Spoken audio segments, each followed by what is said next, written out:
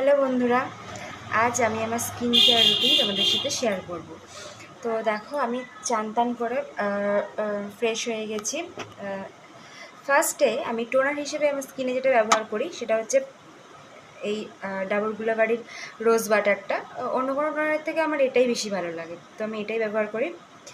তারপরে সিরাম হিসেবে আমি এই এই জিনিসটা ব্যবহার করি, সেটা হচ্ছে ডানডকের 2% কজিক অ্যাসিড। বিশ্বাস করো বন্ধুরা, এই জিনিসটা তোমরা ব্যবহার করে দেখো, এই জিনিসটা ভীষণ ভালো। ঠিক আছে, আমি কোনো প্রমোশন ভিডিও করছি না, তাও আমি বলছি এই জিনিসটা না, মানে তোমাদের স্কিনে যদি ডার্ক স্পট থাকে বা ট্যান থাকে, সেটা অন্তত 80% হলেও এই জিনিসটা কমিয়ে দেবে। অন্তত আমার তো কাজ হয়েছে, ভীষণই ভালো।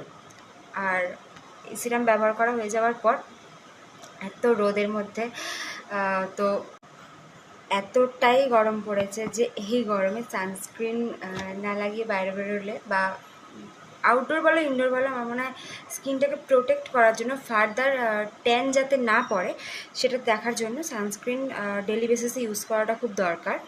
তো আমি আমার স্কিনে ইউজ করি এই সানস্ক্রিনটা।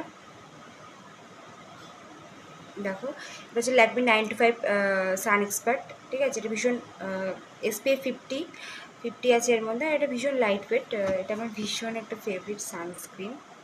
ঠিক আছে, জেনারেলি দেখবে কিছু কিছু সানস্ক্রিন হয় ভীষণ স্টিকি টাইপের হয়, একটুখানি মানে লাগিয়ে কাজ ফাজ করার পরই খুব মুখটা আঠালো টাইপের হয়ে যায়। তো আমার একদম সেটাই ভালো লাগে না, তার জন্য আমি এই ল্যাকমির এই সানস্ক্রিনটাই ব্যবহার করি।